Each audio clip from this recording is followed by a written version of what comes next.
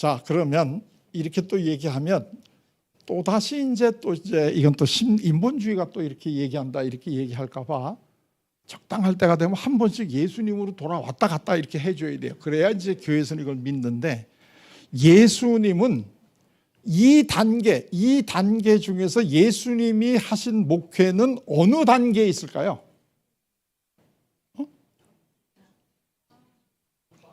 다? 그렇죠.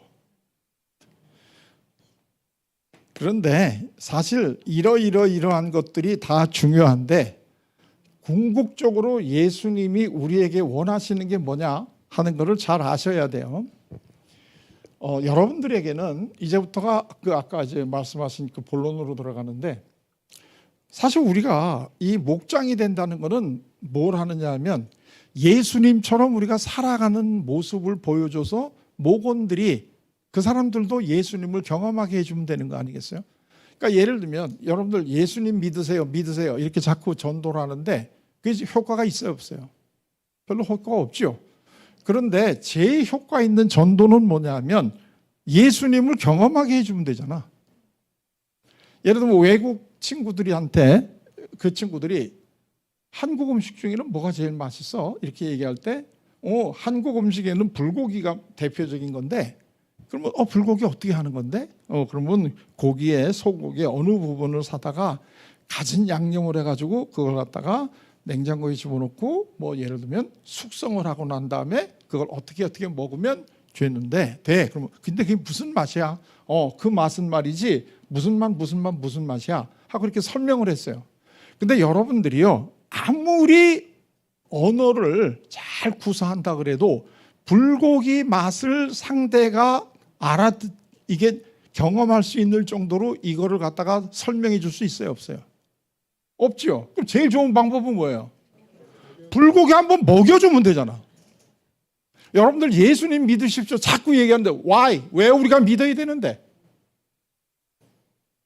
예수님이라는 게 도대체 어떤 분인데 우리가 그분을 믿어야 되는데? 그럴 때 여러분들이 아무리 말로 잘 설명을 해줘 봐야 그거는 그 사람들한테 예수님을 믿는다는 것에 대한 즐거움을 못 느낀다 이거야. 그럼 어떻게 해주면 돼요? 예수님을 경험하게 해주면 되잖아. 그런데 일반적으로 제일 최전방에서 예수님을 경험할 수 있는 데가 어디야? 그게 바로 목장 아니에요.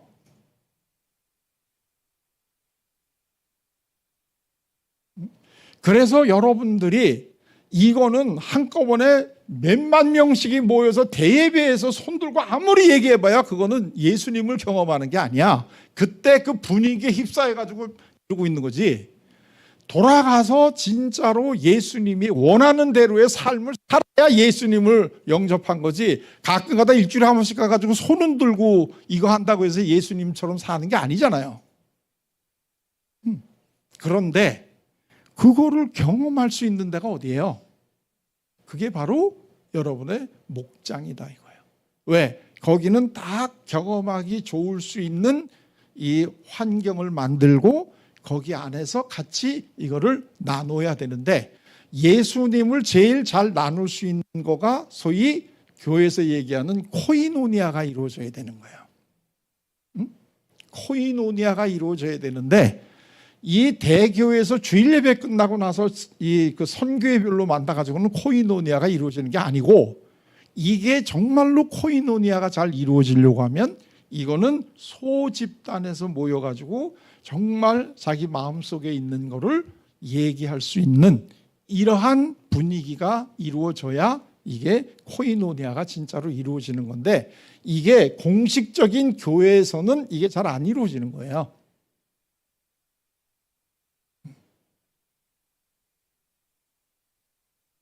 그래서 이 가정교회가 굉장히 중요하다 이거예요. 예수님은 우리들에게 자기를 믿으라라는 얘기를 그렇게 우리 생각하는 것보다 많이 안 하셨습니다. 그래서 예수님은 돌아가시기 직전에 정말 그때가 자기가 하고 싶은 얘기 하실 때 아니에요? 그때 함께 밥을 같이 먹었잖아요. 여러분들도 되게 여기는 어떻게 목장이 운영이 되는지 모르겠는데, 제가 이제 가정교회 한다는 데는 일부러 멀어도 가요. 이걸 좀 알려드리려고. 그래가지고 긍지를 가지고 이거를 잘 하십시오 하는 걸 알려. 근데 되게 가정교회라는 게 식사 같이 하잖아요. 근데 이게 굉장히 이게 예수님이 돌아가시기 전날 하시는 거잖아요. 이 예수님이 돌아가시기 전날에 제일 큰 행사가 뭐냐면 최후의 만찬이에요. 같이 이렇게 식사를 하는 거. 그래서 이 종교 행동은 이 그 기독교는 기본적으로 같이 먹는 데서부터 시작이 돼요. 이게 그래서 예수님도 중요한 말씀을 하실 때는 꼭 밥부터 먹이고 했어요. 그런데 그리고 그 최후의 만찬을 한 다음에 예수님이 겉옷을 벗으시고 그 수건을 옆구리에 차시고 그 다음에 제자들 발을 하나씩 다 씻겨주셨잖아요. 제자들이 맨 처음에 놀랬죠. 이거 왜 이러십니까? 응? 그랬는데 예수님이 발을 다 닦아주신 다음에 그거를 수건으로 정성껏 이거를 이제 물기를 다 닦아주셨어요. 그리고 해주신 말씀이 뭐예요? 내가 너희들을 사랑한 것처럼 너희도 서로 사랑하라. 이분은요 그냥 말로만 내가 너희들 사랑한 것처럼 서로 사랑해 이렇게 얘기한 게 아니고 정말 발을 씻겨주시고 닦아주시고 하는 행동을 하시고 그걸 보여주시고 난 다음에 너희도 이렇게 하라는 거예요. 너희도 이렇게 하라는 거예요. 그 돌아가시기 바로 전날에 예수님이 너희들 나를 믿어라 이렇게 하지 않았어요. 내가 행한 대로 너희도 서로 행하라. 그것이 오늘날 한국 교회에서 다시 살아나는 모습이 가정교회다 이거예요.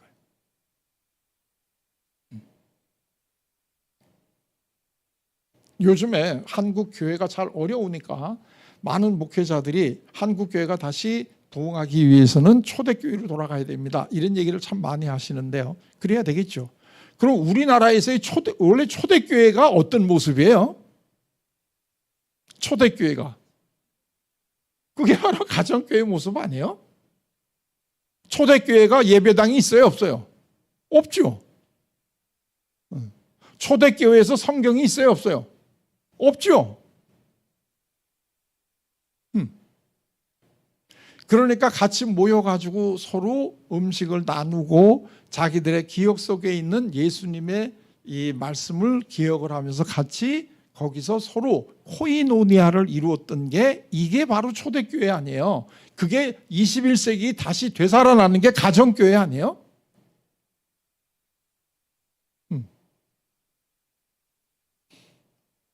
그러니까 예수님께서 돌아가시기 전에 내가 너희들 사랑한 것처럼 너희도 서로 사랑하라 하는 거를 그나마 한국에서 지금 제일 그 원형대로 다시 보존해서 살리려고 하는 노력이 가정교회로 드러나고 있다 이거예요.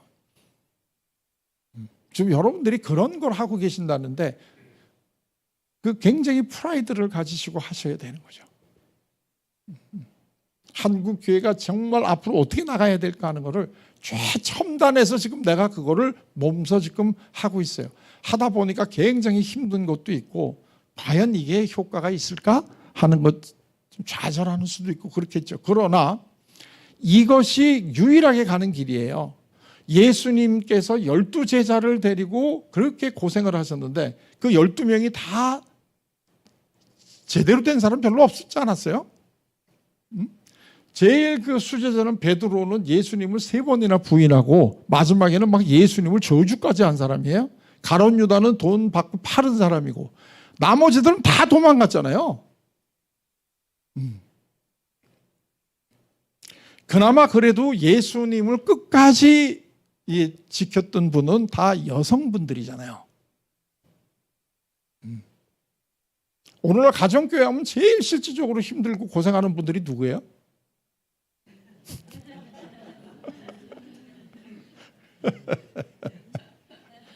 유사일에. 자, 그러면 이 가정교회는 예수님을 경험하게 해주는 이런 이게 중요하다는 거죠.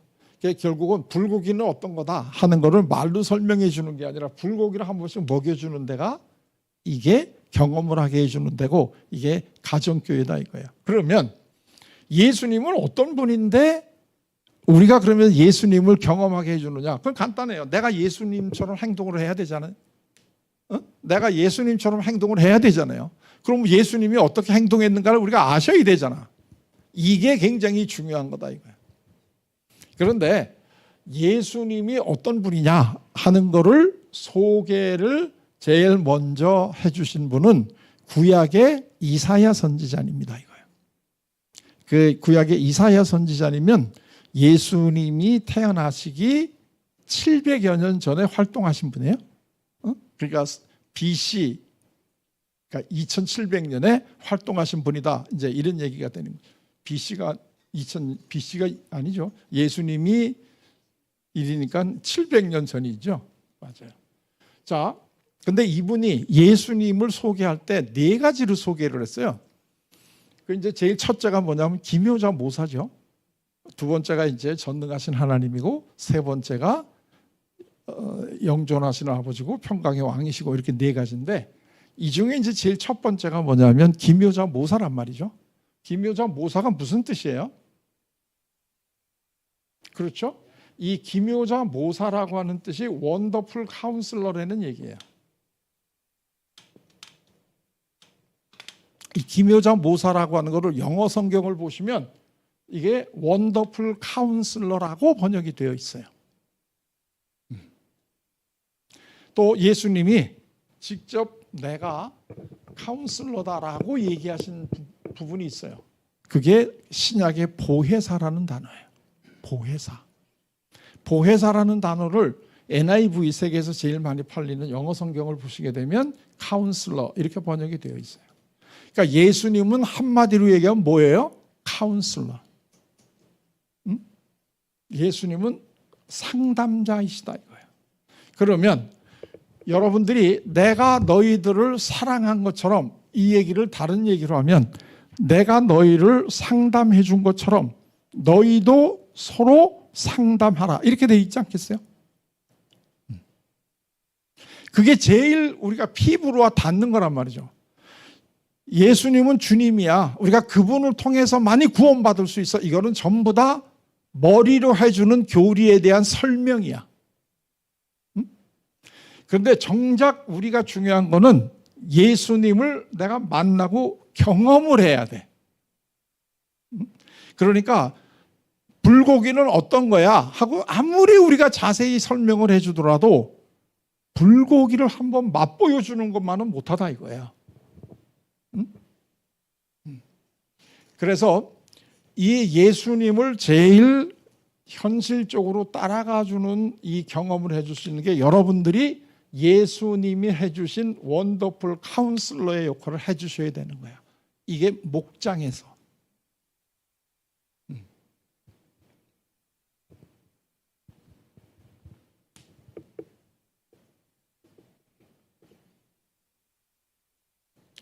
여기까지 이해가 되셨나요?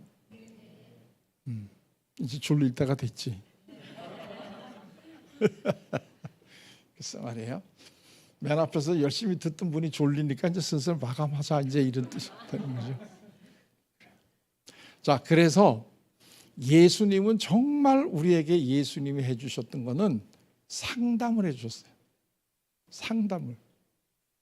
교회 다니면 제일 좋은 게 뭐냐면 이 원더풀 카운슬러한테 상담을 받을 수 있는 건데, 이 교회 다니면서 예수님에게 상담을 안 받네?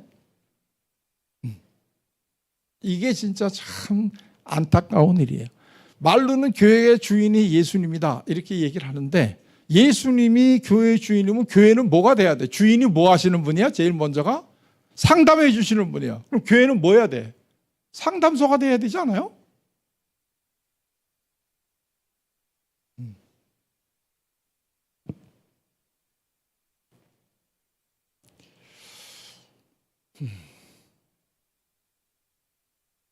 자, 그래서 여러분들이 정말 익히셔야 되는 거는 예수님이 해주셨던 상담을 익히셔야 돼. 그래서 내가 우리 목원들에게 상담을 해주셔야 돼. 목장에 나오는 사람 중에 예수님한테 상담을 받을 필요가 없는 분은 목장에 안 와요. 그 사람들은 교회 자체를 안 와.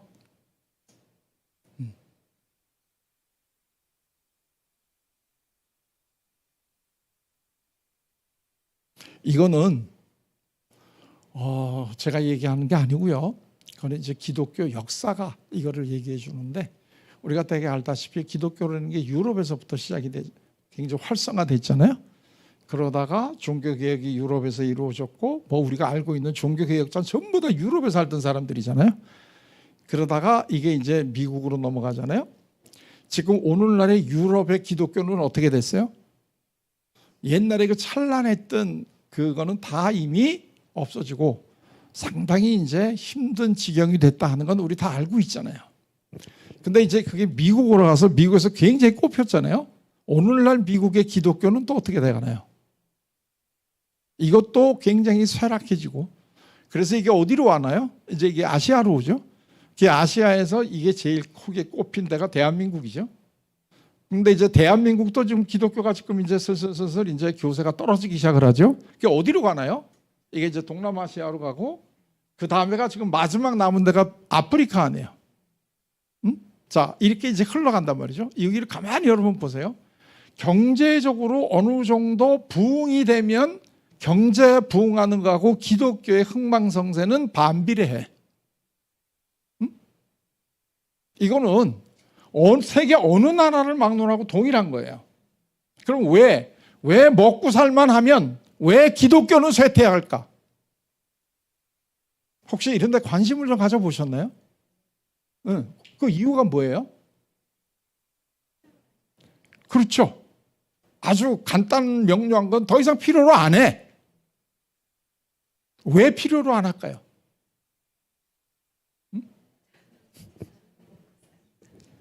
그렇죠. 예를 들면 조금 전에 얘기했잖아요. 내가 이제 이거는 다 해결했어. 이거를 해결했는데 교회 오면 계속 이거를 준다 그러면 여기 사람들 올까 안 올까? 당연히 안 오죠. 그러니까 이 사회적인 발전에 따라서 교회도 변해야 되겠죠. 그런데 그러면 여기 있는 것만이 기독교고 여기 있는 거는 기독교가 아닐까?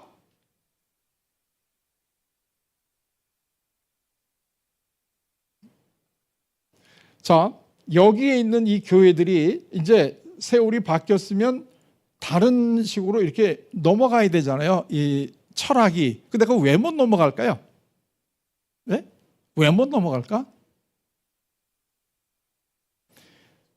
여기 이거를 하다가 굉장히 숫자가 많이 와가지고 큰 빅사이즈가 됐어.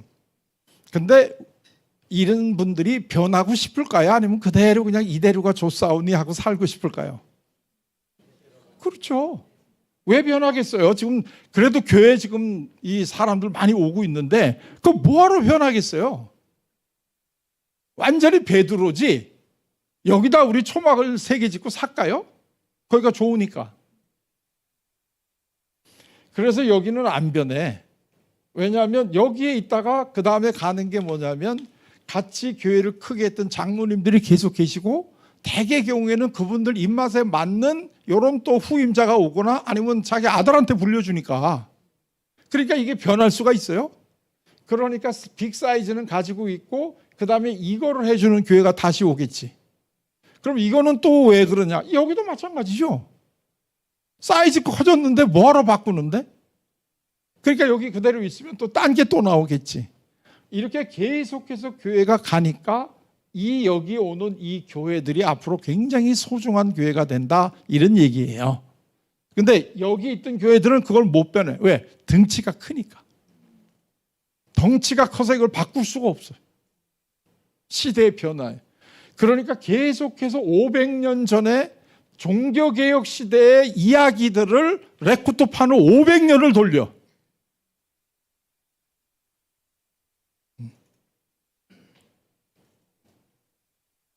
그리고 여기에 필요로 한 이야기를 하면 그거는 현 시대에 물들었다. 이제 이렇게 얘기를 하는 거다 이거예요. 그런데 이게 과연 현 시대에 물들었느냐 하는 것을 그냥 얘기를 하고 그리고 이제 제 이야기를 마치도록 할게요. 예수님의 상담의 정의가 뭐냐? 그건 우리가 잘 알고 있는 마태복음 11장 28절에서 30절이에요. 이건 여러분들 다 알고 있는 거죠. 수고하고 무거운 짐진 자들아 다 내게로 오라 내가 너희를 쉬게 하리라. 이게 이렇게 된 거 다 아시죠? 이게 예수님의 상담이에요. 이게 예수님은 우리들에게 상담을 해주시는데 뭘 해주시느냐면 우리가 수고하고 무거운 짐을 지고 있기 때문에 너희들 사는 게 힘들지. 그러니까 내가 너희들 쉬게 해줄게. 이게 상담이에요. 응? 자, 그러면 여러분들 지금 수고하고 무거운 짐을 지고 있나요? 안 지고 있나요? 다 지고 있죠. 여러분들 중에 나는 지금 수고하고 무거운 짐이 없으니까 예수님한테 상담받을 필요가 없어요. 이렇게 생각하시는 분이 있다면 이분은 빨리 병원에 가셔야 돼. 우리 모두는 인간으로 이 세상에 태어난 것 자체가 그때부터가 다 우리는 수고하고 무거운 짐을 짓고 있어요. 오죽했으면 갓난아이가 태어나자마자 울을까? 이거는 아닌데 나왔다 이거지. 엄마 뱃속에 있을 때하고 다르게 내 힘으로 숨 쉬어야 되고 이거 얼마나 힘들겠어요. 자, 그런데 왜 우리가 수고하고 무거운 짐을 지죠? 응? 왜 우리가 수고하고 무거운 짐을 지죠? 여러분 앞에 목원으로 오는 사람들이 다 지금 수고하고 무거운 짐을 지고 온다 이거예요. 응? 그럼 여러분들이 그 사람들에게 뭘 해줘야 되냐면 카운슬러 역할을 해주셔야 된다는 거야. 목장이 잘 되려면. 그러면 카운슬링을 내가 잘 해주려고 하면 제일 중요한 게 수고하고 무거운 짐을 이 사람들이 왜 지고 있는가를 아셔야 되잖아. 그래야 뭐 도와줄 수 있잖아요. 근데 왜 우리가 수고하고 무거운 짐을 지죠? 이게 우리가 보고 있는 성경에는 왠지가 안 나와 있어요. 그냥 대개 이 당시에 그 예수님의 여러 가지 그 사역을 보면 아하 이런 것 때문에 우리가 수고하고 무거운 짐을 지고 있구나 이렇게 얘기하고 또 교회 다니는 분들이 일반적으로 제일 쉽게 하는 얘기가 우리는 죄를 졌기 때문에 그렇다 뭐 되게 이렇게 얘기를 해요. 자, 근데 우리가 왜 죄인이 됐죠? 이건 뭐 너무 이렇게 복잡하게 가시면 여러분들이 별로 이렇게 관심도 없는 건데 그냥 죄인이니까 우린 죄인이다 이렇게 시작을 하는 건데 여기에 보면 이게 이제 독일어 성경을 보면 이렇게 돼 있어요. 현대 독일어 성경을 보면 율법학자들이 부과한 계명 때문에 힘들어하는 자들아 이렇게 돼 있어요. 그러니까 예수님은 분명하게 이 독일어 성경을 보면 율법학자들이 부과한 이 계명 너희들이 이것 때문에 힘들다는 거예요. 우리가. 그런데 예수님한테 오게 되면 이것 때문에 힘든 이 수고하고 무거운 짐을 내려놔주고 내가 쉼을 너희들에게 얻게 해주겠다. 이게 각각의 목장이 해야 되는 일이야. 그런데 이거를 하기 위해서는 중요한 게 뭐냐면 그러면 어떤 자세로 해야 되느냐 하는 것도 예수님이 다 얘기를 해주셨는데 예수님은 어떤 분이에요? 온유하고 겸손한 분이야. 다 여기 다 있잖아요. 나는 온유하고 겸손하니. 그러니까 목장을 하려고 그러면 제일 중요한 게 뭐냐면 목원들을 대할 때 온유하고 겸손하셔야 된다는 얘기예요. 이게 제가 이 가정교회를 한다는 교회들을 여러 교회를 다니면서 지금 내가 이 이야기를 한다 그랬잖아요. 근데 거기도 보면 다 담임 목사님이랑 우리가 얘기하다 보면 다 동일한 얘기가 나와. 어느 목장은 굉장히 잘 되고 어느 목장은 안 된다는 거야. 그 왜 어느 된다고 어느 안 되는 이유가 뭐 있어요? 그 이유가 그 이후에 80%는 목장을 운영하는 목자 목녀의 자세의 문제야.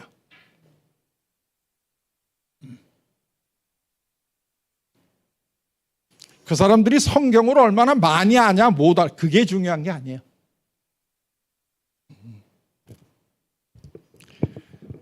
이 1950년대 이래로 이 상담이 굉장히 크게 발달이 됐어요. 그 이유는 이제 2차 대전 이후에 그 전쟁에 나갔다가 이제 그 귀향하는 군인들이 다 대개 고향에 돌아와 가지고 이 적응을 잘 못하거든요. 이 전쟁터에서 그냥 막 옆에서 자기 전우들이 죽어나가는 거 이런 극한 상황에서 한 몇 년을 살다 보게 되면 소위 그 전쟁의 트라우마를 겪기 때문에 이 사람들이 고향에 돌아와서 편안하게 다시 가족들하고 살기를 어려워지는 거야. 이게 가족들하고 있는 모든 게 이 사람들에게는 지금 마음속에는 전쟁이야. 전쟁터에 와 있다는 느낌이 드는 거예요. 그래서 이 사람들이 굉장히 힘들어가지고 문제를 많이 일으키니까 이 사람들을 도와줘야 되겠다 하고 마음을 먹고 활성화가 되기 시작한 게 상담이라는 분야예요. 그런데 그러다 보니까 굉장히 다양한 상담법이 이게 발달이 됐는데 이 사람들끼리 자기들끼리 다툴 거 아니겠어요? 우리 이 상담법이 제일 효율적이다. 아니다. 우리 게 제일 효율적이다. 이렇게 굉장히 다투다 보니까 한때는 이 상담 심리학 분야가 뭐를 연구를 했느냐면 어느 상담법이 제일 효율적이냐 하는 걸 연구를 했어요. 하도 쌈질을 하니까. 그래서 여기에 대한 연구를 하고 나서 결국은 알아낸 결과가 뭐냐? 상담법이 뭐냐가 중요한 게 아니다는 거예요. 상담이 성공하느냐 안 하느냐는. 뭐가 제일 중요하냐면 상담자의 자세, 인품이 제일 중요하더라. 그리고 계속 이렇게 연구를 해보니까 대학원에서 상담으로 석박사를 땄다 그래도 상담을 잘하는 게 아니야. 이론만 가지고는 안 되는 거야. 또 상담이라는 거를 상담자도 들어보지 않은 시골에 있는 평범한 할머니, 할아버지들이 손자녀를 아주 상담을 잘해 주시는 거야. 그래서 이거를 찾아낸 게 뭐냐면 상담자의 자세가 어때야 되느냐. 이게 제일 상담자 교육에서 중요해요. 그 얘기는 뭐냐 하면 이 예수님을 경험하게 해주는 데는 제일 중요한 거는 뭐냐면 얼마나 내가 교리를 많이 알고 있고 성경을 많이 알고 있느냐가 아니고 내가 목원들을 대할 때 나의 자세가 뭐냐, 나의 인품이 어떠냐, 이게 목장이 성공하느냐 실패하느냐의 제일 중요한 요인이다 이거예요. 그래서 예를 들면 많은 목사님들이 이거 왜 어느 목장은 그렇게 잘 되고 어느 목장은 그렇게 안 되는지 모르겠다. 저 목장은 공부도 많이 안 하신 분인데 굉장히 목원들이 계속 좋아하고 늘어나는데 왜 이 목장은 그렇게 박사까지 했는데 안 되는지 모르겠다. 이렇게 얘기하는데요. 이게 얼마나 말이 안 돼요. 박사하면 뭐든지 잘해요. 그렇기 때문에 이게 여러분들이 온유하고 겸손해야 돼.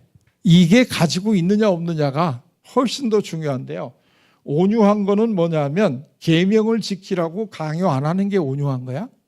겸손한 거는 뭐냐면 그거를 안 지켰다고 비난하지 않는 거야. 이게 예수님의 자세가 이런 거예요. 그래서 예수님이 세리와 창기의 친구가 될 수 있는 거예요.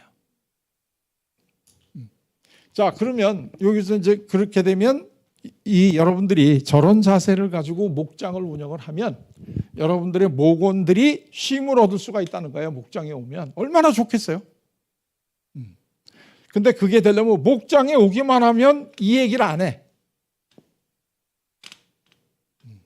그리고 내가 무슨 얘기를 하더라도 다 그걸 받아주지 그걸 가지고 너 어떻게 그렇게 살 수 있냐 이러고 비난 안 해. 그러니까 여기 와서 이거를 할 수 있게 되는 건데 여기까지가 끝나는 게 아니고 이게 된 다음에 이게 1부, 2부는 뭐냐면 나한테 배우라. 누구한테 배워요? 율법학자가 부과한 계명을 지키는 게 아니고 예수님한테 배우라는 거야. 나한테. 응? 예수님한테 배우라는 거야. 내가 너희들한테 알려준 계명. 근데 그거를 하면 예수님이 가르쳐준 예수님한테 배우면 그 결과가 뭐냐? 그게 상담의 목적이잖아요. 그 결과는 뭐냐면 너희 삶이 실현될 것이다. 이렇게 돼 있어요. 너희 삶이 실현돼. 이 너희 삶이 실현되는 게 이게 지금 여기에 있는 거하고 이제 같다는 거 이제 이해가 되셨나요?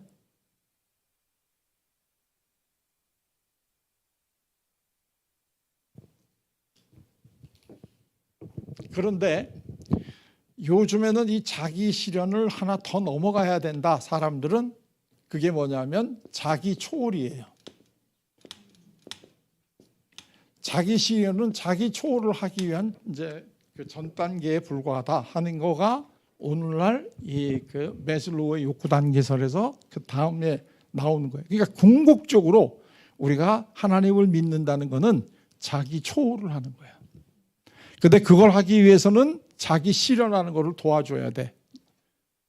그래서 목장에서 이거를 잘 도와주게 되면 궁극적으로 자기를 초월하게 되는 정말 그 단계인데, 이 단계가 예수님이 시험 받을 때 다 하나님의 말씀으로 이 사탄의 이 유혹을 이겼잖아요.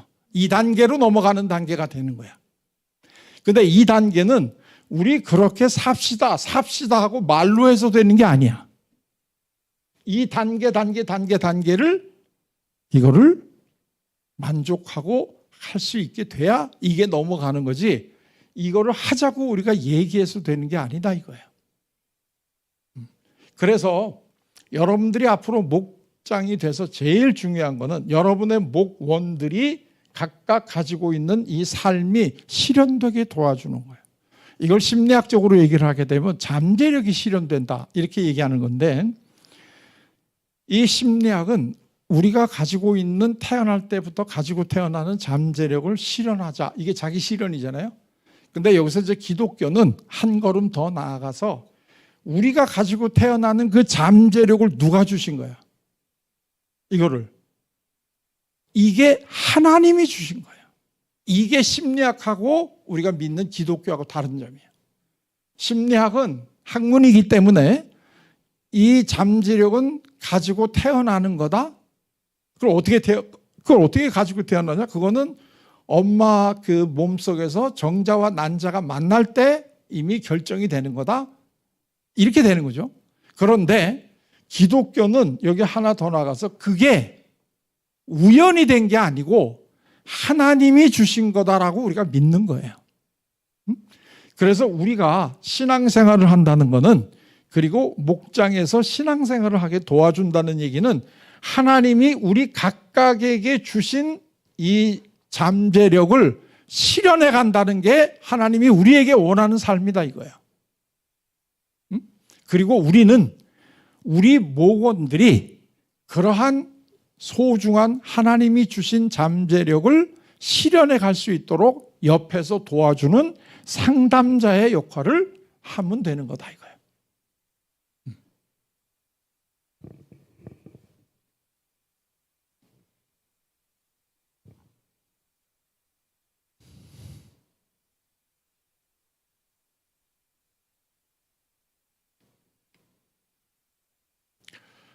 자, 이제 슬슬 저는 제 할 얘기 다 했는데 어떻게 이제 좀 뭐 아주 궁금한 게 있으십니까? 예.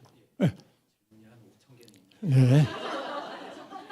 궁금한 게 아주 많이 생겼고, 네. 그리고 가장 궁금한 거 하나만 있으면, 우리가 이제 우리 마음속에 있는 잠재, 욕구, 흥미, 적성 이런 단어에 대해서 기독교 심리학에서는 두 가지 관점이 있는 걸 알고 있습니다. 그것이 죄성에서 발현된 그런 측면도 있고, 다른 한편으로 하나님이 허락하신 재능의 측면도 있는데, 이게 목장을 하다 보면 목장 식구가 이런 거 하고 싶어요, 저런 게 좋아요, 이런 게 가고 싶어요라고 했을 때 목자로서 느낄 때 그거 아닌데, 그게 충족되면 오히려 더 안 좋을 텐데, 실제로 그런 생각도 들고, 한편으로는 그런 얘기하는 게 뭐 하나님한테 신원하듯이 할 수도 있겠다 이런 생각도 들고, 그래서 때로는 좀 이걸 조언을 해야 되나, 아니면 그냥 저도 격려합니다, 기도하겠습니다, 이런 것들이 깊게 들어가 보면 그 욕구가 바람직한 욕구일까 아니면 왜곡된 것일까 이런 생각으로 결국 가거든요.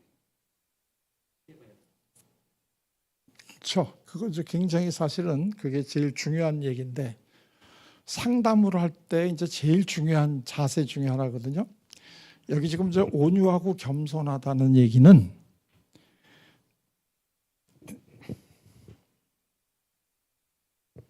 자 그러면 여기 오늘날의 이 율법학자들이 누굴까요? 이거 오늘날의 율법학자들.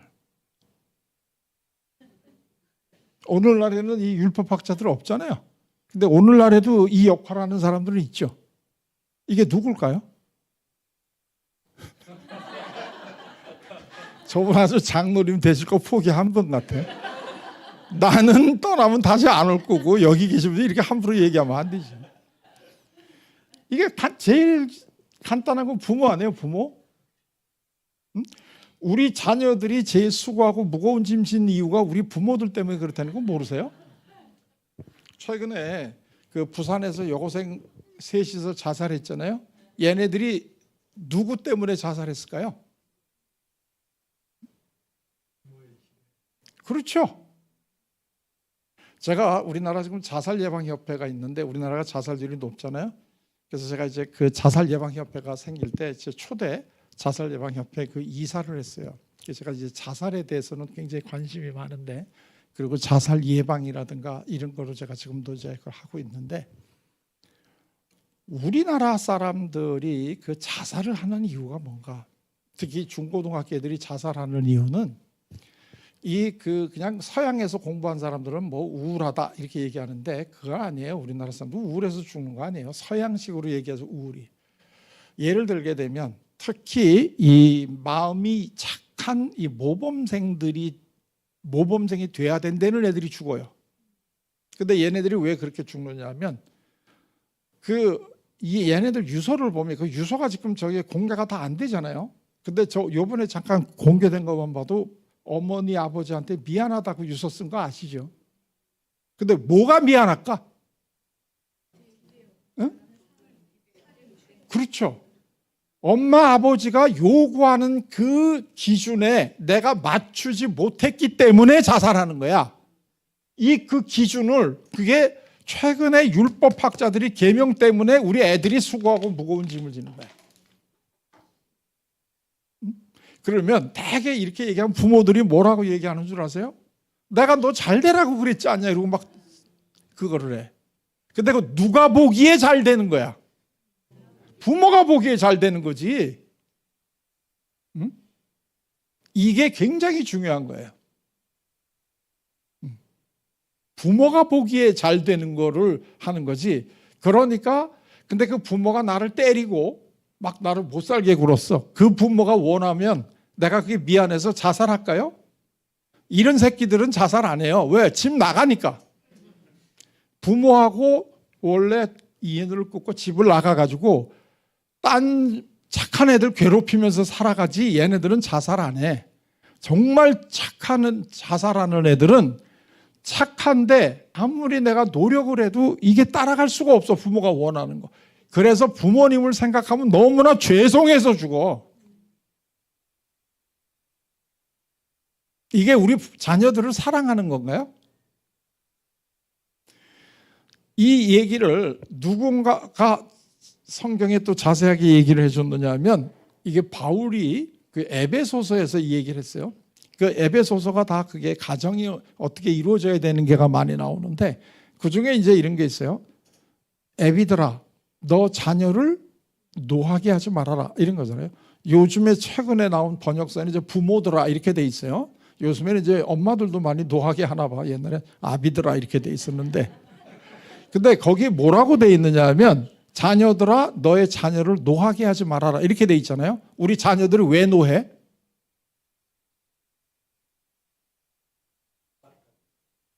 그렇죠? 이게 그 기독교의 그 성경에 근거한 자녀 교육이 뭔가 하는 것을 얘기해 주는 거예요. 그러니까 바울은 자녀들을 노하게 하지 말라는 거예요. 근데 왜 우리 자녀들이 노하냐? 그게 그 다음 구절에 나와요. 예수님의 교양과 훈계로 양육하여라. 우리들의 자녀를 예수님의 교양과 훈계로 양육하라는 거예요. 근데 왜 우리 자녀들이 화가 날까요? 부모들이 자기의 교양과 훈계로 양육하기 때문에 그래요.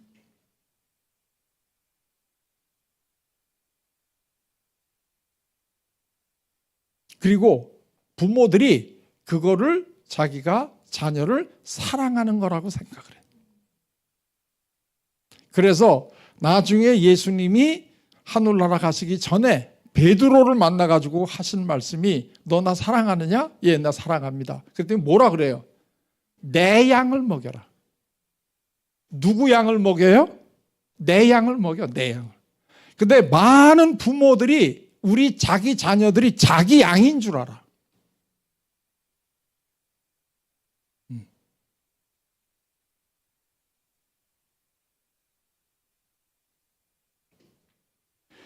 자, 여러분들이 목장으로서 여러분들의 왔던 목원들은 여러분의 양이 절대 아닙니다. 여러분이 바라보는, 여러분이 생각에 옳은 생활을 하는 게 중요한 게 아닙니다.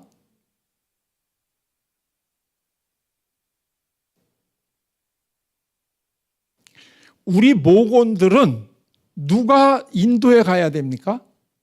예수님이 인도에 가야 됩니다. 우리는 이 사람들 예수님이 편하게 인도해 줄 수 있도록 밥 안 굶기고 밥 먹여주고 만나서 속에 있는 거 얘기 들어주고 마음 편하게 해주면 됩니다. 그 이상은 여러분이 하실 일이 아닙니다.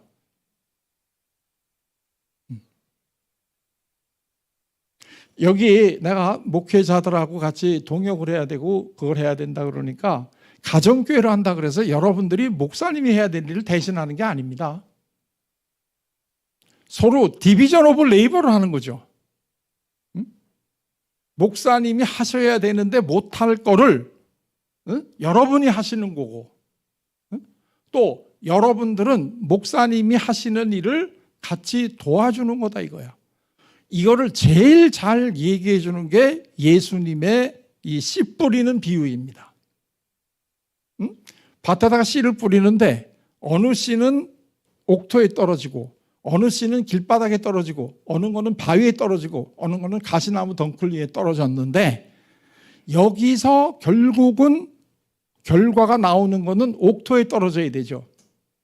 그러니까 모든 이 농사를 짓는 분들은 씨를 뿌리기 전에 밭을 달아야 되는 건 당연히 알지 않습니까? 자, 그러면 목사님들이 예를 들면 씨를 뿌린다 이거야. 또 여러분들이 그렇게 할 수 있어요. 성경을 가지고 씨를 뿌릴 수 있어요. 근데 그게 효과가 나려고 그러면 그 씨를 뿌리기 전에 뭐부터 해야 돼요? 네? 옥토로 만들어야 되겠죠? 그럼 여러분 앞에 오는 여러분들의 목원들의 지금 마음의 밭의 상태가 이게 옥토입니까? 아니면 길바닥이고 가시밭길이고 이게 이 자갈밭 같을까요? 여러분들 목원들의 마음 밭이 지금. 그렇죠. 뭔지는 모르지만 그게 옥토는 아닐 거지. 그러면 이 옥토가 아닌 여기에 아무리 좋은 씨를 뿌려봐야 어떻게 돼요? 이건 결실이 안 되는 거예요. 그러면 우리 목원들의 밭을 갈아가지고 복음이 거기에 떨어졌을 때 그게 10배, 20배의 결실을 맺을 수 있도록 제일 1차적으로 우리 목원들의 마음의 밭을 갈아주는 사람들이 누구야? 그게 바로 여러분들이 할 일이다 이거예요. 그게.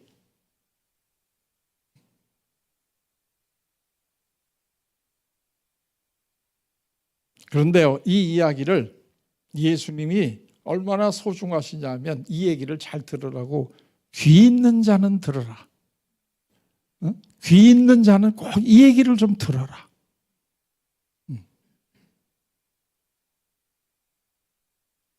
이게 정말 여러분들이 하실 가장 소중한, 이게 여러분들이 통해서 목원들이 예수님을 경험할 수 있고 집에서는 부모를 통해서 우리 자녀들이 예수님을 경험할 수 있게 해주는 게 우리 부모들이 해주는 거다.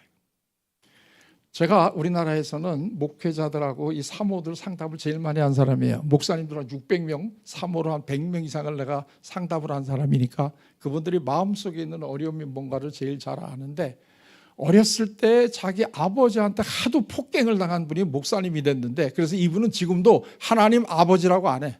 아버지는 빼. 그래서 왜 하나님 아버지를 왜 안 하십니까? 그랬더니 아버지 자 붙이면 어렸을 때 아버지한테 얻어맞던 생각이 나가지고 하나님을 내가 제대로 마음속으로 받아들일 수가 없어요. 그래서 내가 하나님 아버지를 아버지는 빼고 불러요. 이분이 막 눈물을 흘리면서. 그래서 그분하고 우리가 같이 상담을 하고 난 다음에 그분한테 지금 어떠세요? 그랬더니 이제 마음이 편해졌어요. 그럼 하나님 아버지 한번 해보시죠. 그랬더니 하나님 아버지 하고 그때 처음으로 몇십 년 만에 처음 하시는 거예요. 이게 상담이 이런 거예요. 그러니까 여러분들이 이런 거를 이제 해줄 수 있는 마음의 밭을 닦아주시는 아주 중요한 역할을 하시는 분들이다. 제일 최전방에서 지금 만나고 있는 거죠.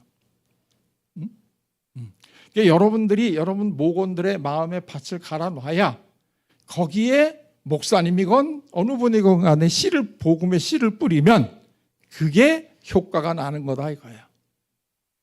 그게 얼마나 중요해.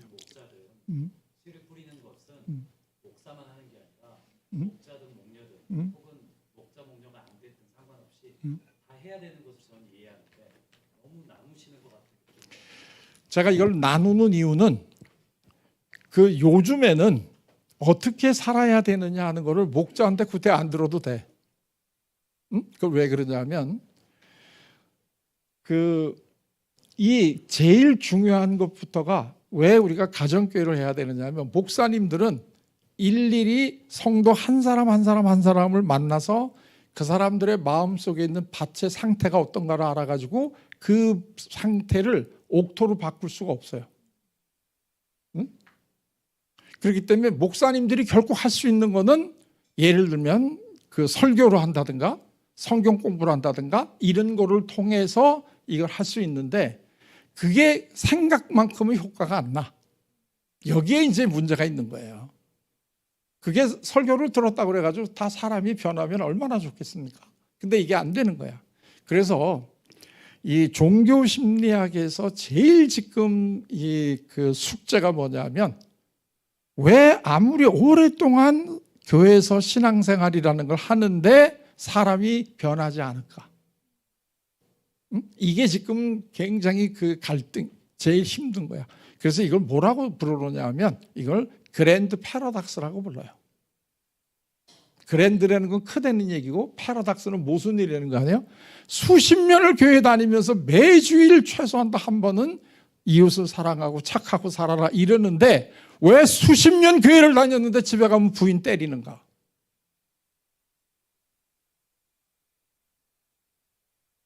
이거 교회 다니는 남편들한테 매 맞는 부인들 상담받으러 자주 옵니다. 이걸 어디 가서 말도 못해. 왜? 지 남편이 장로거든. 그러니까 내가 신앙생활을 좀 먼저 했다거나 이래가지고 내가 목장의 중요한 기능이 내가 이 복음을 전하는 거다라고 생각을 하시지 말라 이거예요. 그걸 하지 말라는 게 아니고 하시는데 그 복음을 전하는 게 성경 구절을 알려주는 게 중요한 게 아니라 이 온유하고 겸손한 타대로 여러분들이 목장에서 쉬게 해주는 것만큼 복음을 전하는 게 없어. 그것만 잘하더라도 정말 여러분들은 복음을 전하는 거예요. 왜? 그렇게 되면 목원들 스스로가 알아나가요. 목원들 스스로가. 그래서 상담은 절대로 상담자가 이렇게 해라 저렇게 해라 알려주는 게 아니야.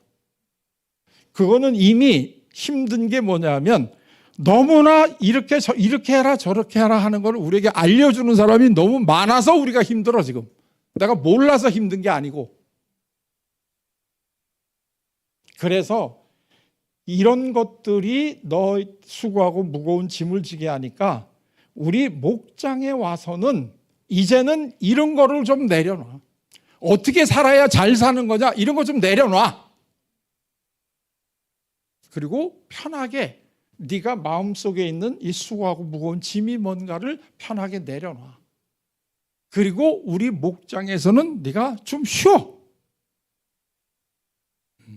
이게 굉장히 중요한 일이에요. 이것만 해도 사람들은 이미 변해. 왜냐하면 이 주소 들은 게 머리에 꽉 차 있거든 지금. 우리가 그 예수님이 어떻게 우리에게 살아라 하는 그대로 우리가 못 사는 이유가 예수님이 해주신 말씀을 몰라서 우리가 못 살아요? 성경을 갖다가 수십 번 읽었다는 사람도 예수님이 하라는 대로 안 사는 사람 많고, 교회 가면 성경을 한 번도 안 읽어본 사람이라도 예수님이 살아가시는 방송대로 살아가는 분들도 많아요. 이거를 꼭 염두에 두셔야 돼요. 이게 시간이 지났기 때문에 할 수 딱 한 가지만 제가 예를 들면 이런 거예요. 우리나라에 혹시 그 기독교에서 운영하는 민영 교도소가 있다는 거 아시나요? 그게 경기도 여주에 가면 소망교도소라고 있어요. 근데 그 소망교도소가 이 재범률이 굉장히 낮아요. 근데 그 이제 재범률이 낮은 이유가 이 기독교 소망교도소는 다른 일반 국가에서 하는 교도소하고는 다른 두 가지를 해요. 하나가 뭐냐면 상담을 해주고, 하나가 예배를 봐요. 신앙. 이 두 가지를 해주지 않으면 사람들은 이 소위 교정이 안 된다는 거예요. 그래서 이 교정 공무원들이 부르는 노래가 있는데, 그 노래 중에 가사 이런 게 있어요. 자기들이 하는 이 교정이라는 거는 굽은 소나무 피는 것보다 더 어려운 일을 한다는 거예요. 그러니까 사람이 교정되는 게 그렇게 어려운 거예요. 응? 그런데 그 사람이 교정되기 얼마나 어려운가는 여러분들 자녀들 보면 알잖아요. 그런데 왜 소망교도소에는 그거 안 하냐? 이게 일단 상담을 해줘요. 그러니까 마음속에 이 범죄를 저질렀던 이 분노, 이제 이런 것들이 많이 이제 없어지고, 그 다음에 여기까지만 해도 안 돼요. 어떻게 살아갈 거냐 하는 신앙 목표를 이제 신앙으로 주니까 여기서 나온 사람들이 그걸 하는데, 제가 거기서 이 그 소망교도소가 맨 처음에 시작할 당시에 준비위원회에서부터 제가 거기 전문위원으로 참석을 했어요. 근데 제가 해준 게 뭐였느냐면 상담 자원봉사자들 이제 상담 교육을 시키는 거예요. 근데 이 상담 자원봉사자들한테 상담을 가리키는 게 중요한 게 아니라 제일 중요한 거는 상담을 할 수 없는 사람이 상담하겠다고 오는 사람 골라내는 거야. 이게 제일 힘들어요. 아까도 얘기를 했죠. 이건 공부해서 되는 게 아니라고. 그런데 상담을 하면 안 될 사람들이 누구냐 하면 자꾸 교도소에 있는 사람들을 갖다가 가가지고 훈계하고 이걸 자꾸 고쳐주려고 그러고 조언해주고 이런 분들이 있어요.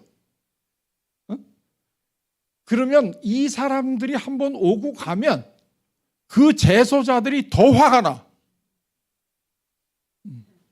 그래서 정말 이 사람들은 좋은 마음으로 내가 저 불쌍한 죄인들을 저거를 갖다가 잘 알려줘가지고 이 사람들이 자기 죄를 뉘우치고 앞으로 새 사람 되게 도와주기 위해서 내가 하겠다. 이런 사람들은 애저녁에 빼야 돼. 엄밀하게 따지면 이 사람들은 자기가 상대방을 도와주겠다는 게 아니라 자기가 의의를 드러나고 싶어하는 사람들이 많아. 그래서 이런 사람들을 빼야 되는데 이 사람들을 빼면 얼마나 심하게 반발하는지 몰라요. 내가 이렇게 좋은 의도를 가지고 저 사람들 잘 타일러 가지고 새 사람 만들어 주겠다는데 왜 빼느냐 이거예요. 당신들이 그런 마음 때문에 그 사람들 교정이 안 되는 거야.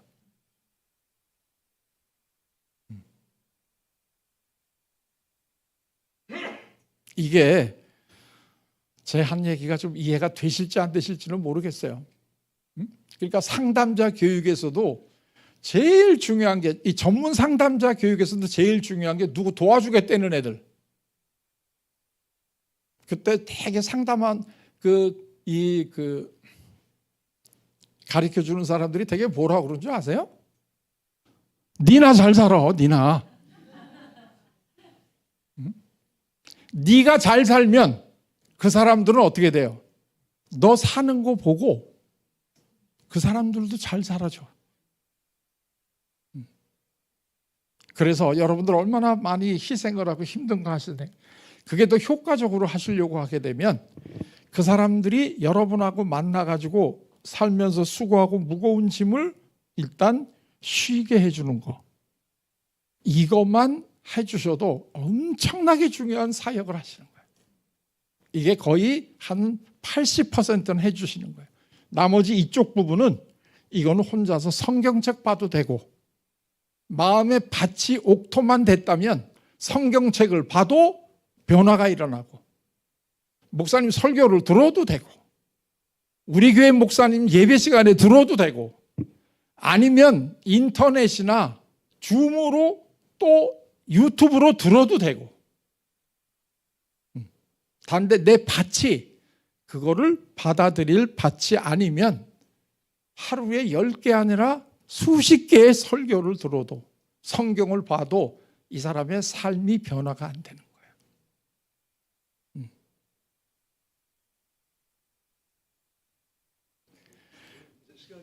예.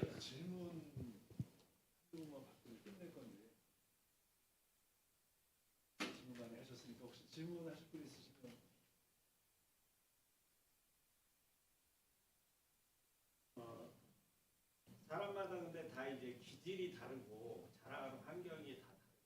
근데 자기는 보고 경험한 것만 보통 옳다라고 생각하고 그렇게 좀 편향돼 있잖아요.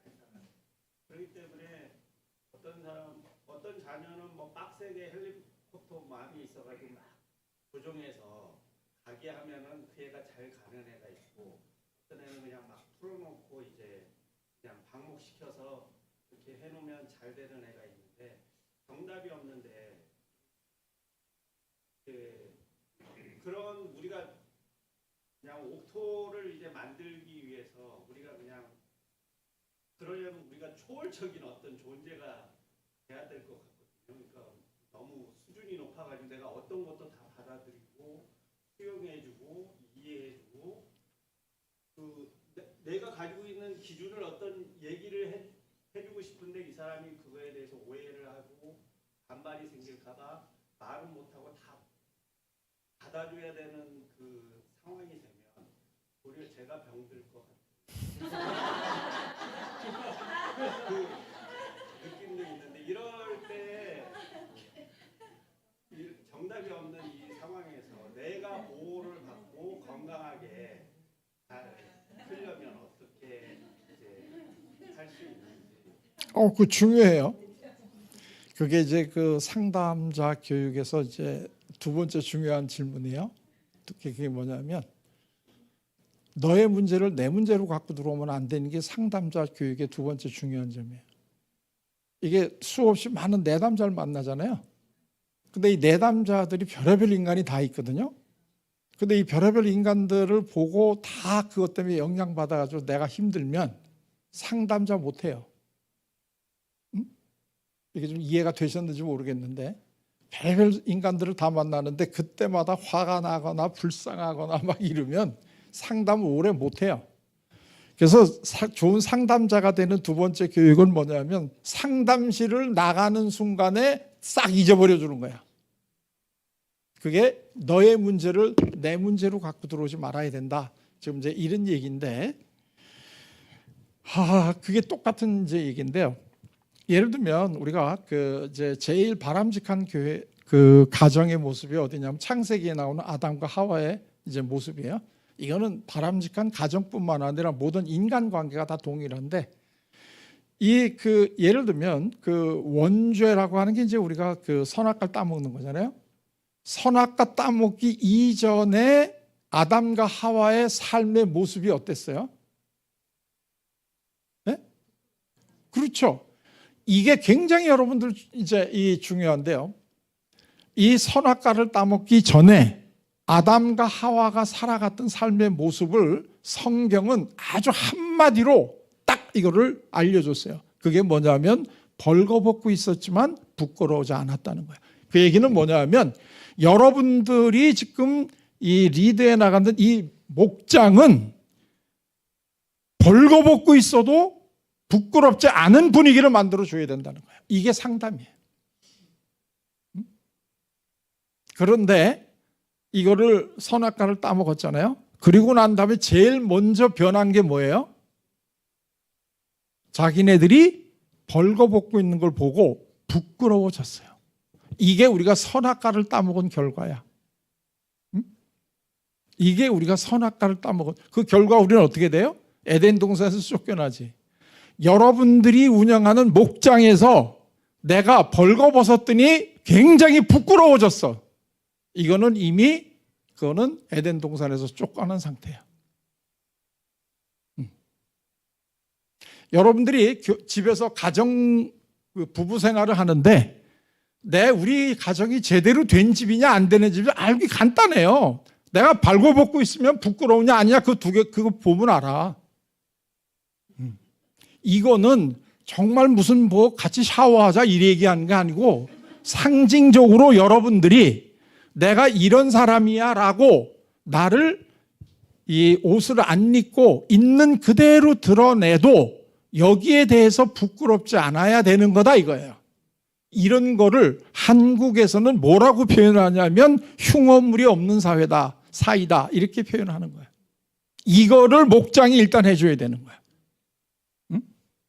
그러려면 무슨 얘기든지 해도 괜찮아 하는 분위기를 만들어줘야 되는데 무슨 얘기를 해도 괜찮으려고 하면 나는 어떻게 해줘야 돼요?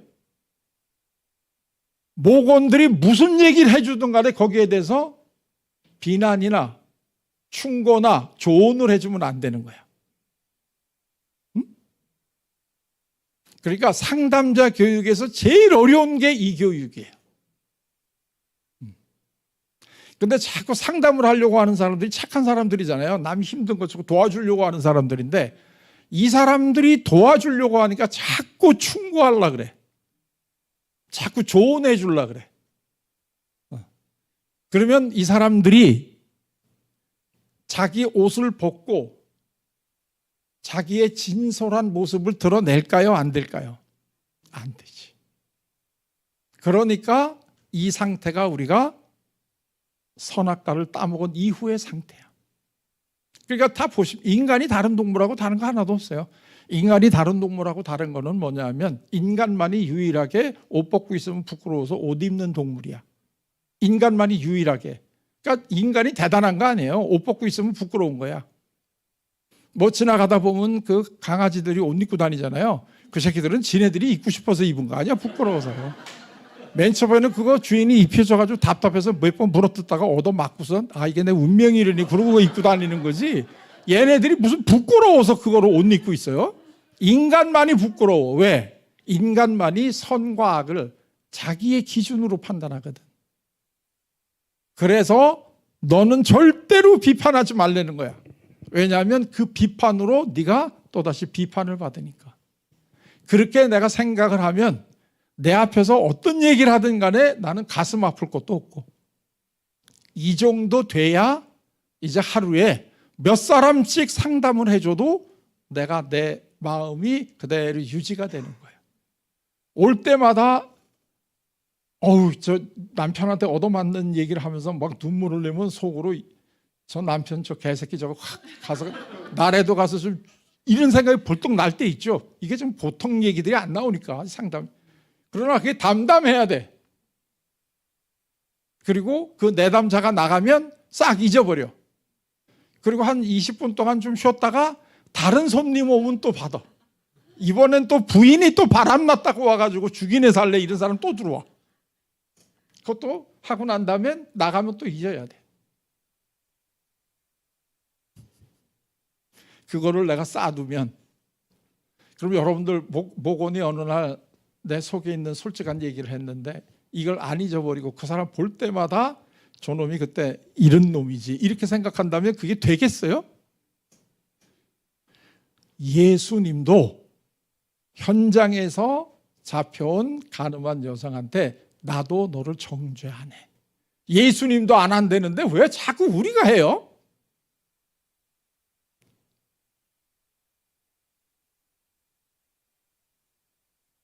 이게 어렵죠. 그래서 이게 얼마나 이런 거를 잘 훈련받고 배운 분들이 목장을 하느냐 하는 거에 따라서 가정교회가 성공할 수 있느냐 실패하느냐 하는 데 달려 있다는 얘기예요. 그리고 이 가정교회를 하는 거에 대해서 부정적인 분들은 그래서 몇 번 이걸 하다가 몇몇 목장들의 때문에 교회 내에서 갈등이 일어나게 되면 이래서 가정교회는 안 돼 하고 다 얘기를 한다 이거예요. 그런데 그거는 가정교회가 추구하는 그 원리 또는 그 정신이 잘못된 게 아니야. 그거를 구현해낸다고 생각하고 있는 그 사람들이 그걸 잘못하고 있는 거지. 그래서 여러분들이 제일 앞장서 나가는 거지만 동시에 굉장히 어려운 일을 지금 하고 계신다 이거예요. 그러니까 여러분 자녀들도 여러분 자녀들이 엄마 아버지 앞에서 자기 속에 있는 이야기를 그대로 할 수 있다는 게 굉장히 중요한 거예요. 근데 제일 안타까운 거는 이 청소년들 범죄 저지르는 놈들 붙잡아서 상담하다 보면 얘네들이 다 무슨 문제가 있으면 부모한테 얘기하는 게 제일 중요하다는 걸 아는데 실질적으로 안 해. 그래서 부모는 제일 늦게 알아. 근데 그것도 이제 되게 본인이 아는 것보다는 경찰이 와서 알려줘. 그런데 너 왜 부모한테 얘기 안 하냐 그러면 부모가 내 얘기를 안 들어줘. 그리고 부모가 자꾸 지 얘기만 해. 그러니까 내가 얘기할 수가 없지. 그래서 자기 얘기 제일 잘 들어주는 애들하고 있어야 되는데 걔네들이 누구야? 같이 나쁜 짓 한 그 새끼들이 내 얘기를 제일 잘 들어주거든. 그러니까 걔네들하고 같이 있는 거지. 왜 교회 나오다가 안 나와요? 교회 가면 내 얘기 아무도 안 들어주거든. 제 아내가 장로예요. 그런데 제가 이제 교회에서 이렇게 쭉 보면 저희 아내도 이 전문 상담자거든요. 그러니까 여자 장로니까 교회에서 일어나는 크고 작은 뭐 문제들은 전부 다 우리 집으로 다 들어와. 마지막에는 교인들이 다 이제 우리 집사람한테 다 연락을 하니까. 근데 교회를 떠나는 사람들 중 교가 내가 마음에 안 들어서 떠난다는 사람 없어요. 전부 다 이 인간관계에 다쳐가지고. 그게 무슨 저는 감리교인데 감리교는 이거 속회라고 부르는데 속장하고 사이가 나빠서 떠난다든가 이래서 다 교회를 떠나지 무슨 뭐 목사님 설교가 나하고 경향이 안 맞는다 이래서 떠나는 그렇게 훌륭한 성도들 없어요. 이게 정말 얼마나 우리가 다른 사람들의 이야기를 우리 나름대로의 판단의 기준 우리 나름대로 생각하고 있는 율법학자들의 이 계명 이걸로 옳다 그르다를 판단하지 않고 그냥 있는 그대로 자기 속에 있는 것을 드러내게 해주게 되면 이거는 상담자가 사람들을 변화시키는 게 아니라 우리 그 목장에 있는 목원들 개인의 마음 속에서 역사하고 계시는 성령님이 변화시켜 주는 거예요. 이게 로마서에 나오는 유명한 구절이에요. 우리가 마음이 연약해서 마땅히 빌 바를 몰라. 그렇기 때문에 이걸 누가 대신 빌어줘요? 성령님이 너무 안타까워서 이걸 대신 빌어줘. 그럴 때가 비로소 우리 마음을 다 아시는 그분이 우리를 도와주셔가지고 모든 것이 합력해서 선을 이루는 거예요. 이게 상담이야. 근데 많은 분들이 본인이 자꾸 자기가 성령을 대신하려고 그래. 우리가 그거 할 수 없어요. 그래서 성령님이 역사할 수 있게끔 우리는 마음의 반만 갈아주면 돼. 그러면 옥토라는 건 뭐예요? 성령님이 역사할 수 있는 밭의 형태가 된 거 아니야. 그거를 우리가 해주는 거다. 이렇게 생각을 하시면 좀 더 편하게 우리 일을 잘 해나갈 수가 있다 이런 얘기입니다. 자, 이제 이걸로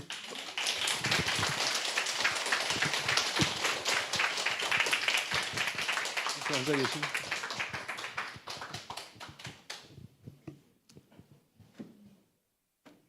저희 목장과 우리 가정을 한번 돌아볼 수 있는 아주 소중한 시간이었던 것 같고 우리 강사님 한 번 더 초청을 해야 되지 않을까라는 생각도 좀 들었는데 저는 그 사개오의 상담법을 한번 듣고 싶었는데 이제 그 사례가 안 나와서 조금 안타까운데 하여튼 뜨겁게 아주 강의하신 우리 강사님께 박수 한번 다시 한번.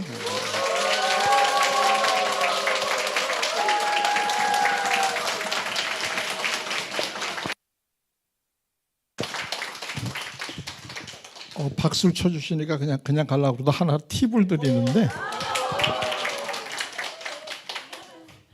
제 이름이 한성열입니다. 제 이름을 유튜브에서 쳐보시면 이 오늘 한 내용이 굉장히 자세하게 수십 강의로 이게 설명이 다 돼 있습니다. 그러니까 제가 한 얘기를 듣고 아, 저게 진짜 내가 목장 노릇을 잘하고 싶고 또는 우리가 집에 가면 좋은 부모가 되고 싶다. 그건 다 똑같은 겁니다. 원리는 똑같아. 그러려면 이 그 유튜브를 찾아보시게 되면 거기 다 있습니다. 그러니까 이걸 자세하게 제가 어떻게 이걸 하는가 하는 걸 자세하게 설명을 하기 아마 거의 100개 가까이 이렇게 강의가 쫙 다 올라 있으니까 그걸 보시면은 훨씬 더 잘 이해를 하실 수 있습니다. 근데 이렇게 되니까 저 사람이 또 이제 요새 유튜브 하나 보구나 이러고 뭐 좋아요, 구독 뭐 이거 아닙니다. 이거 내가 올리는 게 아니에요. 제가 이거를 기독교 계통의 방송에서 이거를 시리즈로 했던 거를 계속 그 방송에서 올려놔 가지고 그게 한 100개가 됩니다. 그러니까 그걸 그냥 한번 보시게 되면 이게 그 강의 얘기했던 게 이게 이런 거구나 하는 거를 구체적인 방법이나 이런 거를 다 자세히 나와 있으니까 괜히 강사료도 조금 주면서 또 부르려고 하지 마시고 저거를 보시면은 저기 다 있다. 그리고 이걸 배우시려고 하면 제가 운영하는 학교가 있어요. 그 학교로 오시면 됩니다. 학교는 제가 소개해주는 포스터 팜플렛을 갖고 왔으니까 이거 끝나고 가시기 전에 관심 있으면 저한테 오시면 제가 드릴게요.